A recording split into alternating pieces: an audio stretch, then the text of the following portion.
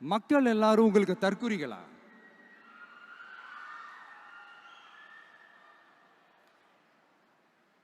அதே மக்களோட ஓட்டு வாங்க போற நாம தற்குறிகள்னா, அப்ப இவ்வளவு நாள் அதே மக்கள் கிட்ட தானே நீங்க ஓட்டு வாங்கிட்டு இருந்தீங்க. அப்ப நீங்க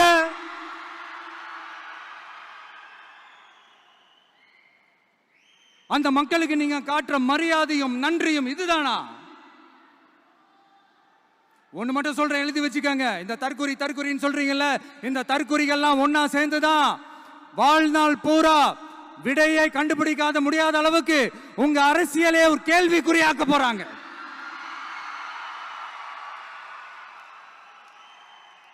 இவங்கெல்லாம் யாரும் இங்க தற்குறிகள்லாம் கிடையாது. இவங்க எல்லாரும் தமிழ்நாட்டு அரசியலோட ஆச்சரியக்குறி.